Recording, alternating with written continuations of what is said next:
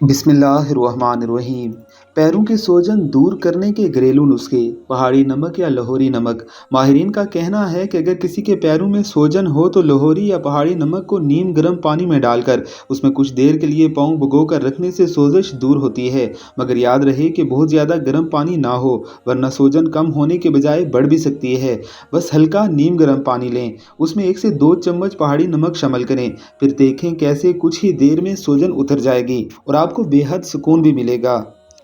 چکوترے کا تیل۔ نہانے کے لیے بالٹی میں نیم گرم پانی لیں، اس میں چکوترے کے تیل کے چند قطرے شامل کریں، اس پانی سے نہائیں اور اگر اس پانی میں پاؤں بھگو کر سکھائیں تو یہ بھی راحت کا سبب بنے گا اور سوجن دور ہوگی۔ اس تیل میں اینٹی سوزش خصوصیات موجود ہوتی ہیں، اس لیے اسے حاملہ خواتین اور کسی بھی وجہ سے پیروں کی سوجن کا شکار ہونے والے مرد و عورت استعمال کر سکتے ہیں۔ لیموں اور کھیرے کا پانی۔ جسم سے فاضل مادوں کو اور سوزش کو دور کرنے کے لیے ایک آسان حل یہ بھی ہے کہ لیموں اور کھیرے کا ڈائٹیکس واٹر استعمال کیا جائے۔ بس ایک کھیرے کو باریک قطعوں میں چھلکوں سمیت کاٹ لیں، اب اس میں ایک لیموں کو بھی چھلکوں سمیت قطیلوں میں کاٹ لیں، 1 سے 1.5 لیٹر پانی میں شامل کر کے پانی بھر کے فریج میں رکھ دیں۔ اگلے دن صبح سے شام تک یہی پانی استعمال کریں، اس سے نہ صرف پاؤں اور چہرے کی سوجن دور ہوگی بلکہ جلد بھی قدرتی طور پر اچھی ہوگی اور چہرے پر بھی ایک چمک سی آ جائے گی۔ دھنیا کے بیج۔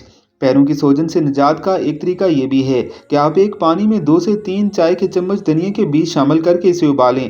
اب جب یہ قہوہ کی طرح بن جائے تو اسے چھان کر پی لیں۔ دن میں 2 مرتبہ اس قہوے کا استعمال کریں، اس سے پاؤں کی سوجن دور ہوگی، یہ ہر قسم کی سوزش کو دور کرے گا۔